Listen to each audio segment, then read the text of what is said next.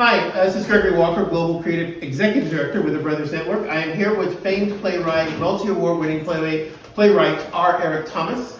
We are just after his regional premiere of his main show that is here in Philadelphia, Glitter in the Glass. And I saw that title, and I want Eric, whenever he's ready, to tell us why he came up with that name. Because I thought it was something else. So. Oh, yeah. Well, it's a reference to, I guess it's a little bit of a giveaway for the show, but I think it's not too much of a giveaway.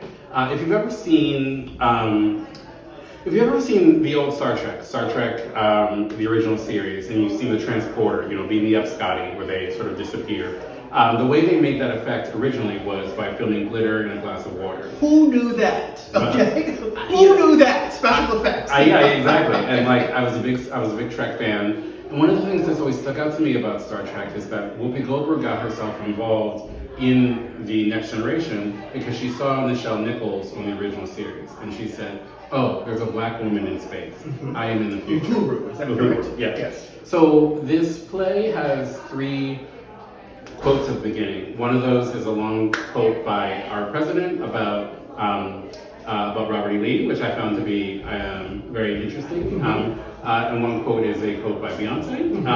And then finally there's a quote, there are black people in the future. Yes.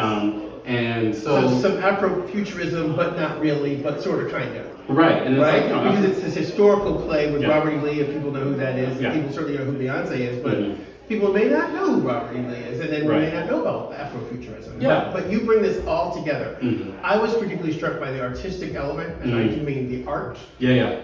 And the role that art plays, and the images that you have up. I mean, it is just really brilliant. It is far more exciting, quite frankly, than I had anticipated. Okay. And I was all the nuance and all the subtlety was really brilliant. What was the impetus for writing this play? The impetus was in 2017, the city of Baltimore took down all their Confederate monuments. And I'm from Baltimore, and I found that to be it was interesting that it happened under the cover of darkness, in the middle of the night. A lot of other cities, there was a lot of debate, a lot of back and forth. Baltimore sort of just did it, and then they were gone. But they weren't gone. They're ghosts. We were haunted by them, and we continue to be haunted by this debate in cities around the country, and even today. What are all the monuments of the Confederacy? Some would argue that the monuments of the Confederacy live all over our governmental system right now. Mm-hmm. And so the impetus was sort of this question of what goes in place of a Confederate monument. Yeah. And it's much more than that for people who are going to see this show. It's just not about that simple. It's the nuance around the artist and what she wants to create, and then... Yeah, and ultimately it is, it's about art more than it is about politics. I agree with that. I think that's really important, and it's about Blackness as a source of art's creative energy. And that speaks right to the Brothers Network. Absolutely, yeah. And I think one of the things about the Brothers Network that I really appreciate is that there are thinkers, there are creators, there are innovators in every field, and I think so many of us have had have had moments where people have sort of shrunk us down to identity. It's incredible that you can do this as a black man. It's incredible that you can do this, period. Also, my blackness informs what I do. And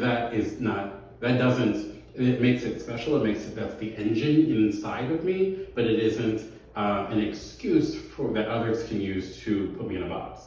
So literally in the box. Literally in a box. And so we always talk about Black Beyond Boundaries. We did a whole thing about being out of the box with Henry Box Brown. And I just want to shout out that you are a very early board member for the Brothers Network when I first met you, where I met you, and then I thought you were interesting, and interesting as an artistic perspective, I want to be clear. And now here we are in 2025. So thank you very much. Thank you. It's a pleasure to serve as an associate producer and watch your trajectory in Philadelphia and beyond. Thank you very much. So I want everybody to come out and see this show. They can go to the Theater Exile website. There is not a particular Brothers Network night, but every night is Brothers Network night. And you can go to the Theater Exile website and get your tickets today.